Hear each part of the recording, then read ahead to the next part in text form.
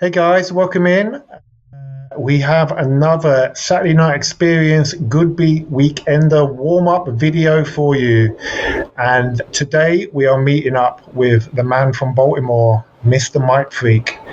If you don't know who Micfreak is, yeah, I don't know. I mean, we can tell. You're gonna find out right now. But he's a established producer, DJ, musician out of the DJ Spen camp, Quantize, Unquantize, and he makes some pretty nice music. So I'm super excited and happy that he's got up early today to speak to me. He's playing at the Toronto meetup that we are promoting next month alongside Goodbeat. And yeah, we can't wait to kind of welcome him to the 416.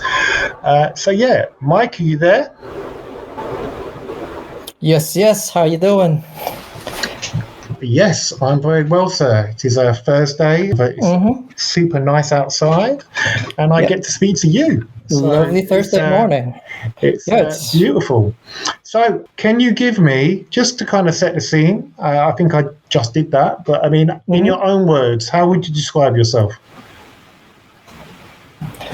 Well, I'm someone who lives off of music. Like, music has been my life the last 30 years, 40 plus years. 40 plus years? Yeah, I've done every facets of music you can think of. Like, I've played for bands, I've played for an orchestra, I've played pretty much every instrument in the band. Like, I've played the bass, I've played the guitar, played the keyboard, I've played drums. So yeah, music has been my life, and producing came in late.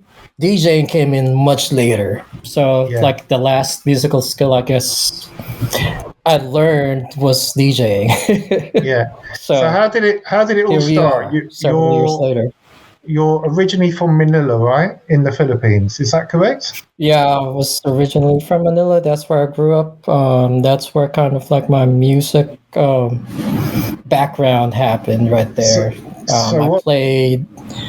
I grew up, my mom, I love playing basketball, but I had asthma, so like I couldn't play as much as I wanted to. So my mom was like, let's see if you can do music, which I reluctantly did, but I did it anyway. So yeah, I learned how to play the violin and the piano growing up, and eventually college happened.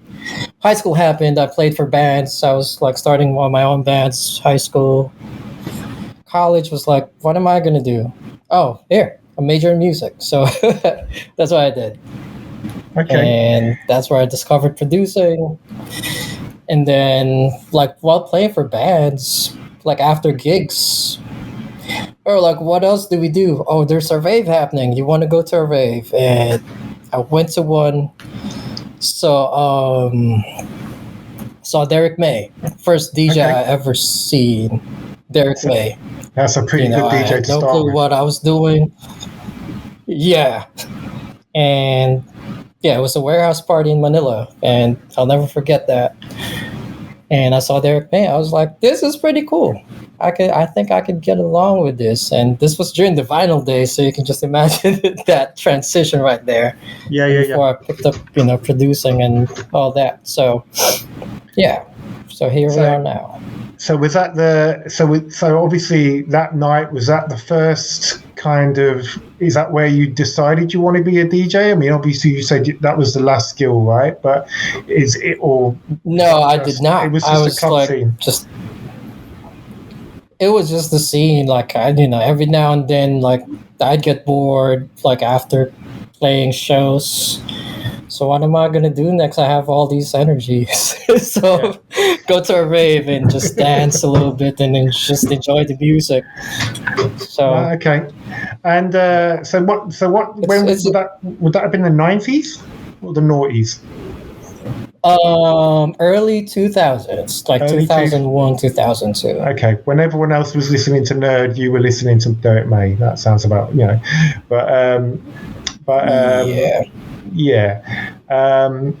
So when did you actually move to Baltimore? So I moved here in the U.S. 2005. Yeah, 2005. I moved here. I lived in Arizona for a little bit. Then my wife found a job here in Baltimore, and she was like, "What do we want to do with our lives? Does she move there, or do I move here?" So eventually, I just like, yeah, I'll just move here. I'll just move here in Baltimore. And yeah, eventually, I was making music already, but my music back then was so different. I was heavily influenced when I was starting out. I was heavily influenced by, the Chemical Brothers, the Prodigy, Ronnie Size, and I wasn't really into house music when I moved here. Yeah. So those were the artists that I was looking up to, and I was like trying to copy what they were doing. And I was, big into Fatboy Slim at some point, and Crystal Method and all those. BT. Kind of. So Lollapalooza, I think it was, right? The Lollapalooza scene. Yeah, kind of. Yeah, this early days when dance music was trying to find its place and trying to find its space in this whole music scene, kind of thing. And but Baltimore's a pretty nice. Those were the music I kind of started listening to. Yeah, Baltimore's a nice place to end up, though, I guess, right? Because from there you've kind of got the Basement Boys. It is. You've got Alternate, not too far away from the East Coast. Yeah. So you're kind of obviously. So when did you kind of? Obviously, you're talking about making this music that was, I guess, more geared towards electronica. When did you meet Spen, and were you working for the label? Did you get a job at the label, or was it just something? So it's pretty interesting. You talked about Ultranate. Ultranate kind of like opened the doors for me, kind of made me understood Soulful House, and because I went to some of her parties, and what was that club called? The one that shut down. I'll probably remember it sometime later. But I went to those Deep Sugar parties. Yeah, the Paradox. There you go. Deep Sugar parties at the Paradox. I went to a couple of those. I saw Spen, of course, Ultra, and then Tommy Davis, which are like the house music royalties here in Baltimore. And I saw that. I was like, yo, this is pretty cool. I could get with this. And, I didn't really care for it like as much of, trying to produce what they were trying to do. But I was enjoying the music. And then, as I was starting this DJ career, I got invited to play at the radio station here in Baltimore, which is WEAA. And at midnight on Saturdays, they just, invite DJs to play. And I was starting out. I didn't know what I was doing. I just bought a tractor controller. I think this was around 2011. And they just invited me to DJ, and one of the people in the station worked for Spen. And I was like, do you have any demos? I like your DJing and all that. Oh, yeah, I had a bunch. I didn't have any. I just told them I have something. So, I started creating stuff. I just listened to Quantize music, Quantize Recordings music. I was like, maybe I can copy this and come up with something on my own. So I sent a bunch of demos. They liked it and signed it. So that kind of like opened doors for me, being with Quantize. So now now we started our own label, a third label, which I manage, which is this one right here, QU3. Q3. Which is under the Quantize banner. Yeah. Yep, everyone knows it as Q3, or we all have different names for it. Some people call it QU3. We call it Q. Yeah. It's kind of like the Q button on the CDJs. Yeah. There's three labels, right? There's the original, which is Quantize. There's the Unquantize. What's the difference between Quantize and Unquantize? Because I feel like I like Unquantize as opposed to. Well, I mean, I like Quantize, but Unquantize is my vibe, right? You've had DJ Beloved and people on there. Yeah, right. So is there a thing that differentiates them? Well, at its core, it's soulful house, but I think Unquantize leans towards Afro, more there's more drums in it, as opposed to Quantize where we have the divas and all those, Yeah. It's more about songwriting, music, more of the soulful singers in it. If there was a way to differentiate both, but at its core, it's a soulful house. And then what about Q3? What's the lining? So it's more of like there's a whole lot of avenues in house music. So this one leans towards the modern sound without deviating much from that soulful ethos that we have in Quantize. Oh, that's interesting. And also for Q we champion more of the newer artists, the unknown ones that needs to be heard as well. So that's what we're trying to do with the Q. Yep. It's also an important thing, obviously. I mean, we're all trying to help the next generation. I feel like there is definitely a shift in terms of like what people are listening to younger, and ultimately trying to get more people to listen to house music, I guess, and not England is just very different, I think, in terms of what you guys potentially listen to. It's very niche here. Yeah. What the DJs that play the music that you guys produce, and it's definitely a lot older as well. I mean, I'm 47. I'm no spring chicken. But no, I mean, it's super interesting. So I guess we initially met on Twitch. I think we met a mutual acquaintance that was is Roger, the ever talented Roger PTR. We did Just House for a little while. I did the 9 o'clock slot. You did the 11 o'clock slot. Just before I went to bed. But no, that was fun. But you're still doing Twitch, right? I see you put. I'm still doing Twitch. Like... Yeah.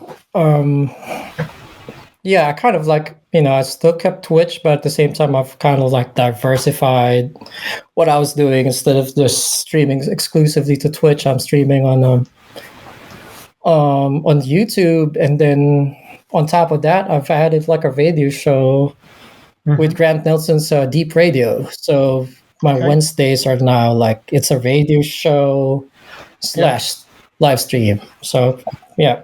I mean, it's the way to do it. Yeah, I guess that's the way. We have to diversify. I don't, I just don't want to be beholden to one platform and make that be the end all be all kind of thing. My general thought is I love Twitch for the community. I love, obviously, I think most of us saw such an amazing situation during the pandemic with Twitch. But, I have started building a YouTube channel because ultimately, and obviously this will be on the Saturday Night Experience YouTube channel, I just think from a discoverability scenario, YouTube is so much more powerful than, say, Twitch. Twitch is beautiful within its own community, but if you want to reach more people, you have to put it on YouTube. I mean, I keep saying the first thing that pops up in Google whenever you look for DJ are YouTube videos. So why would you not be on YouTube at the same time? Right. Right. I definitely agree. Yeah, and we're in the age of content right now, right? We're tripping over content left, right, and center. Not only are DJs and musicians, we now have to be a marketeer, a cameraman, and storyboard writer. Yesterday, I was like, how can I do this? Enough, but you need to be a jack of all trades. Pretty much. Well, exactly. It's how to gain attention in oversaturated market, I think, and I think generally you're doing really well. And it's not just the production side. I've caught your freak show on YouTube, and everything is aesthetically lovely. We always talk about your beautifully wrapped cables, and ultimately, it's nice. It's nice to have these avenues in 2025 to really kind of get your own message out there. You're not beholden to anyone. Yeah, I mean, the one thing that's always constant is change, and if we're going to stay in the same lane, we'll get left out. And the last thing you want is be left out in that, and then complain about something's not happening, and you got to do something. You can't be the same thing. It can't be this. I love Twitch. Like, I've had a bunch of shows where Twitch people just showed up. It's been crazy. So I really appreciate what Twitch has done. And that's why I'm still doing it. That's why I'm still streaming on Twitch. But at the same time, I'm trying to do other things outside of Twitch. For sure. So, and obviously in July, you're going to have a bunch of more Twitch people turn up to your gigs because of the Goodbeat. Yeah. That's right. Is it the first time that I'm so looking forward to it? Is it the first time you've DJed in Toronto, or have you DJed in Toronto before? I've DJed in Toronto before with Spen a couple of years back. We played a little warehouse show right there. That was fun. Several Twitch people came as well. So, yeah, it's my second time coming back. I'm pretty excited. Actually, my first controller, I bought it in Canada. in Toronto. We almost moved there 2011, I think. Like, I spent a bunch of summers in Toronto. I love Toronto. I will say this, there are so many DJs in Toronto, though. You're probably best not to be in Toronto all the time because there are just so many DJs. It's like 6 degrees of separation. Everyone DJs in Toronto. I mean, you can see it on Twitch too. Like, a whole bunch of talented DJs I look up to are on Twitch, and I'm like, they're mostly from Toronto. I'm like, they have a really good scene up over there. I spoke to Abacus while I was in Toronto last year, and he basically said the same. It's like, this city is such an untapped source of talent. You just people know Jason Palmer, people know obviously Tyrone, but there are so many amazing DJs in Toronto, and that is one of the reasons why we chose Toronto to do the first major Saturday night experience event, paired with obviously Goodbeat. They were doing the Weekender. Alicia's been doing the Weekender now for 3 years, and just to be able to have that opportunity of doing 3 days, lots of different venues, bringing in people like yourself, and obviously CoFlow. It's I interviewed a couple of weeks ago. And again, the vibe there and the community there is just super nice. They're all. I went over there and I was treated so lovely. It was nice to meet people face to face as well. And I think you're going to have the same experience this year. Yeah, I'm really excited. I'm really excited to experience that again. It's we did Joe. I think you're doing Joe Bird with Porsche and the Deep Night crew. So it's Joe Bird it's like a lovely waterfront kind of venue. It was crazy last year. It was so busy. So I'm hoping that you generally have a beautiful time. When you're not DJing in Toronto, where else are you playing? Do you have any residencies?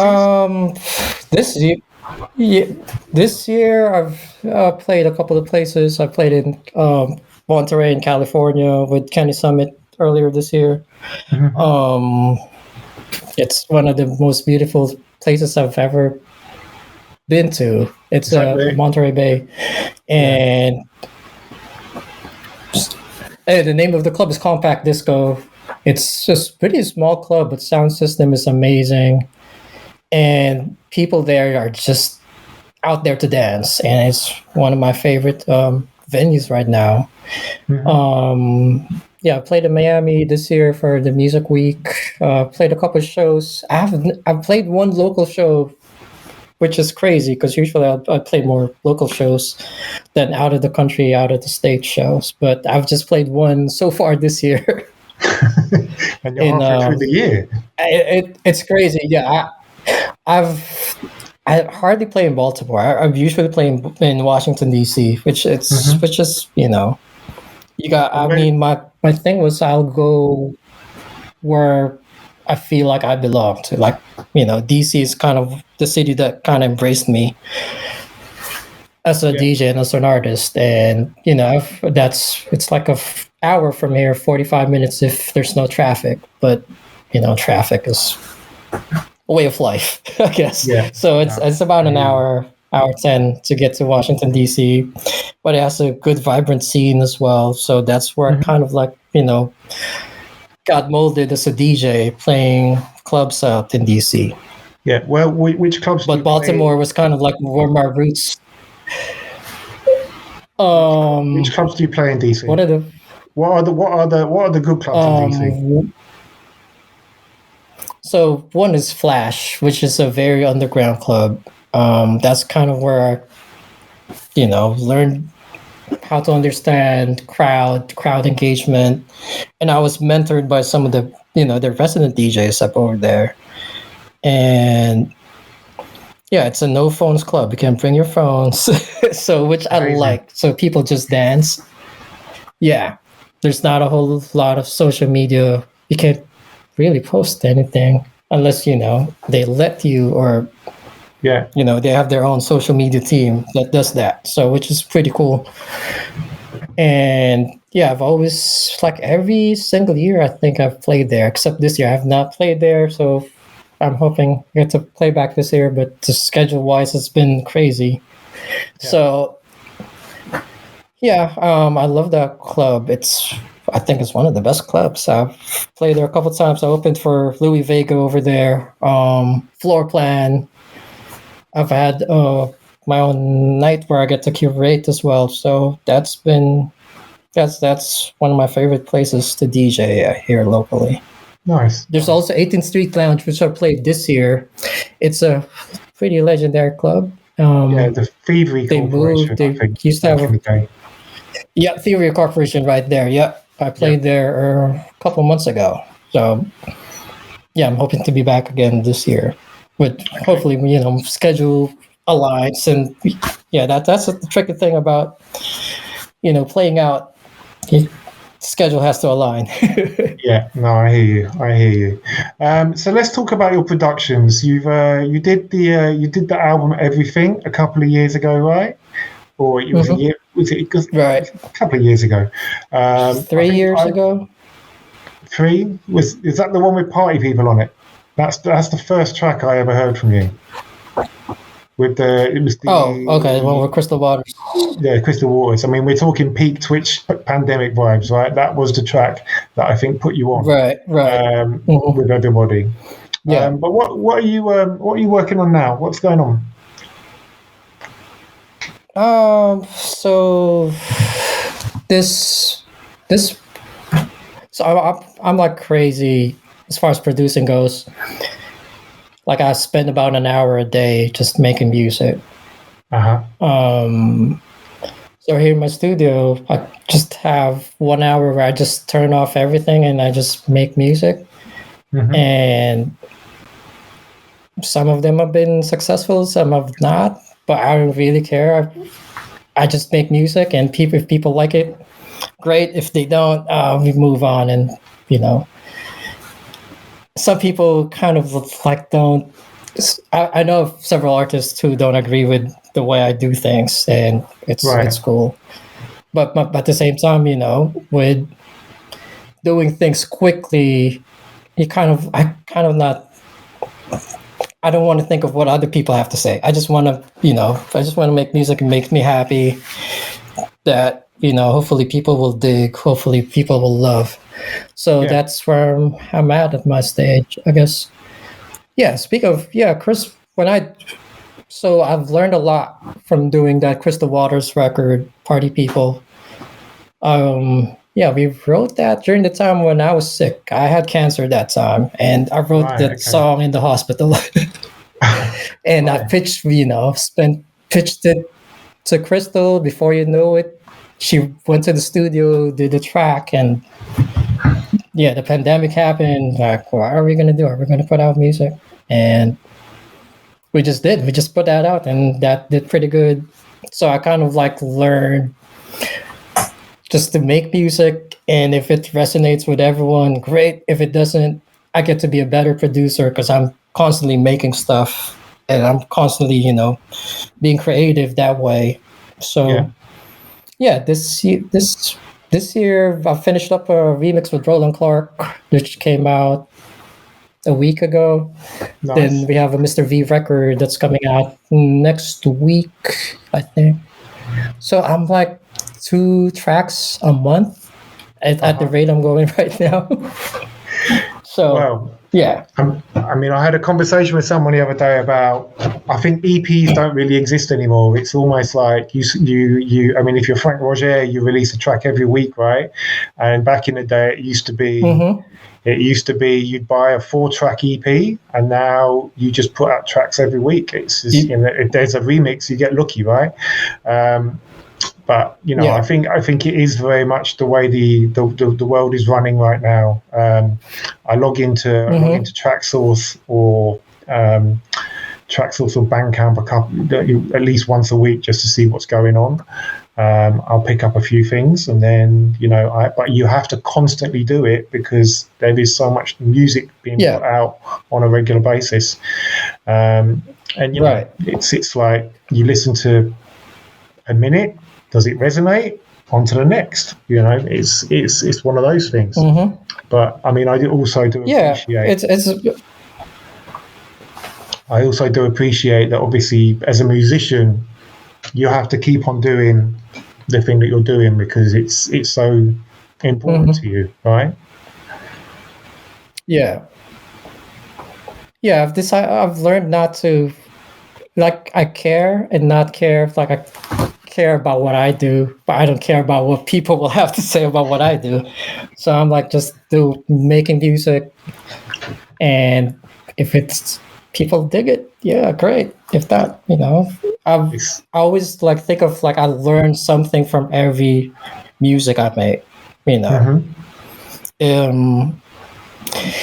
It's kind of music. The way music production has been, it's very different now because like you said, from what I know, tracks are just several thousand tracks that comes out a week. A week. So how are you going to stand out if you were a new producer? If you're starting out, how are you going to stand out?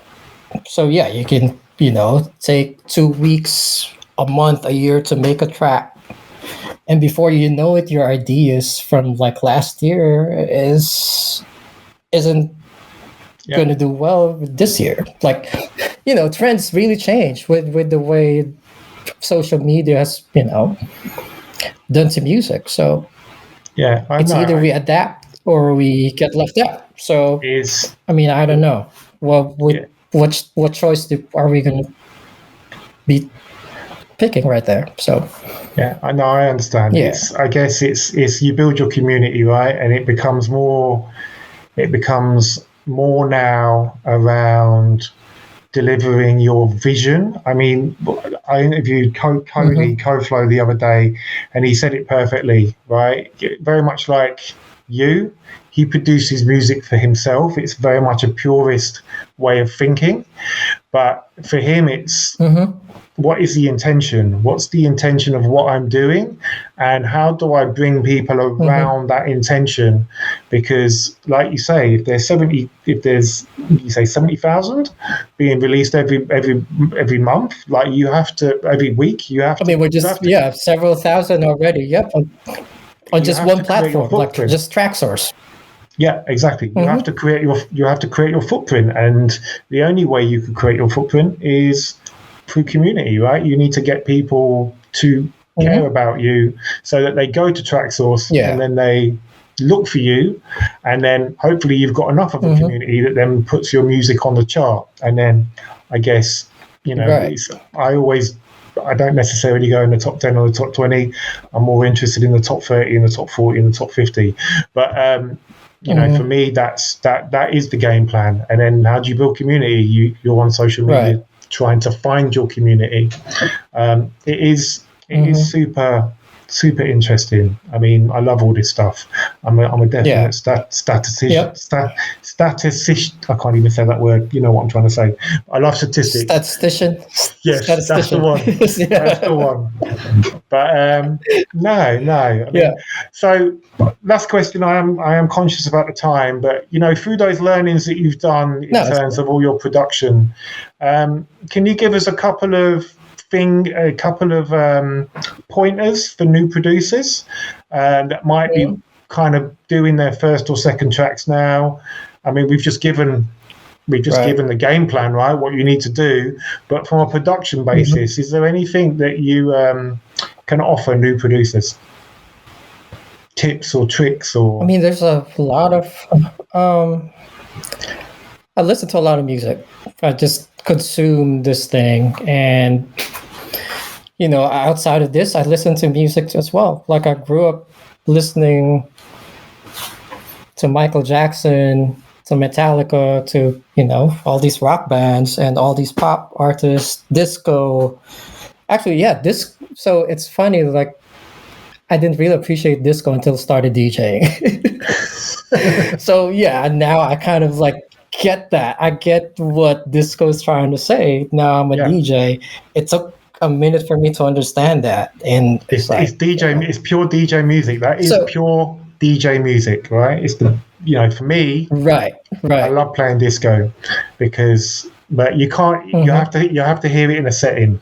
There are certain disco tracks I can't play out, but they're amazing. If you know, but no, disco is my first or second love. You know, I love lots of different music, but disco is lovely. Yeah.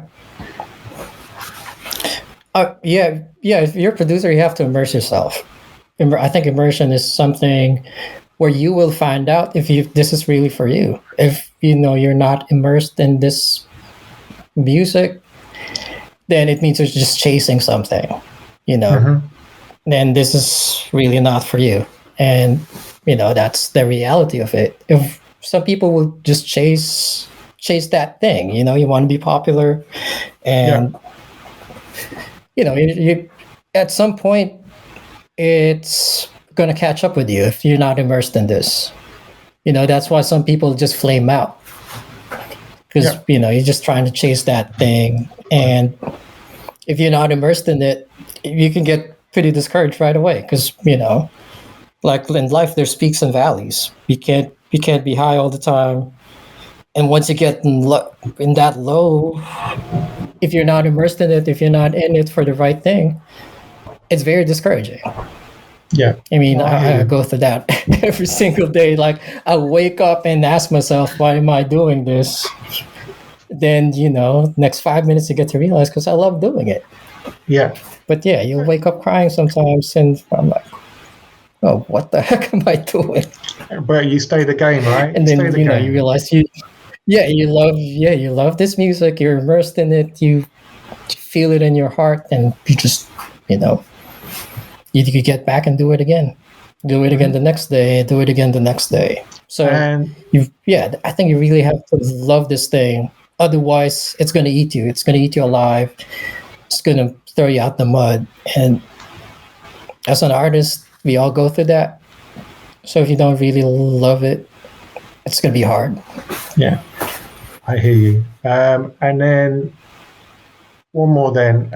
For anybody, so do you exclusively release on Quantize, or do you do remixes for other labels as well? Yeah, I've done several remixes for other labels. I've done a couple for Nervous. Some of the music labels have started.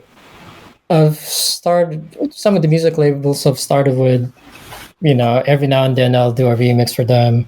I did one for Joe Ventura, a couple for Joe Ventura actually, for his Big Speaker music label. So, you know, if there's time, if there's, you know, I'll definitely be working with other people as well. And I mean, Quantize is my home. Yeah. But you know, I'll work with other people. And do you, as long as their music resonates with me as well? No, of course. And do you approach them, or do they approach you? No, a lot of times they approach me because I'm like always like so focused on what I'm doing. Sometimes people reach out. If the music resonates with me, then yeah, I'll do it. Yeah. Okay. Interesting. Thank you, sir. Yeah. I do, like I said, I do appreciate you spending some time with us today. I won't, unfortunately, be in Toronto this year, but next time you're in London, please give me a shout and we can. Yeah, we're gonna miss you. I'm so bummed. my life. Well, let's not go. But next year, Yeah, I'm hoping next year will be the one. I need to take care of home first, and that's sometimes music. I does understand. Have to take Family is always first. Family is first. Right. So, but I hope to be back next year. But absolutely, next time you're in London, give me a shout and we will hang out. And I'm sure, like I said before, I've got Johnny, I've got TT, I've got Alicia over there, and I've got the whole Toronto massive that I'm sure will absolutely give you an amazing welcome. And I'm sure you'll leave Toronto with a lot more friends. And Jade was just so excited that we put you on the bill. She was like, I can't believe the woman. She was like, I can't believe you've got Micfreak. So, there's at least one person looking forward to it. All right, sir. Well, there's a bunch of people who reached out and there's a couple who reached out and told me. They were like, oh, you're playing. Okay, great. So looking forward to meeting the community. It's pretty exciting. Yeah, perfect. Well, thank you for giving us some time, and I wish you a beautiful rest of the day. I've got to now go pick up my kids. But guys, thank you. Yep. If you like this kind of content, the standard YouTube thing, right? Like and subscribe. We're not about that. We're about building community. But you know what? If you like it, it helps other people find this content. And we are not finished. We've got loads of stuff. We will be live streaming, hopefully, all of the content from the Goodbeat Weekender. We're just working that out right now. And even if we don't live stream it, you will find it on this channel a little bit later in the year. But no, thank you guys. Until next time, take care. And Mike, peace. Thanks, Rob.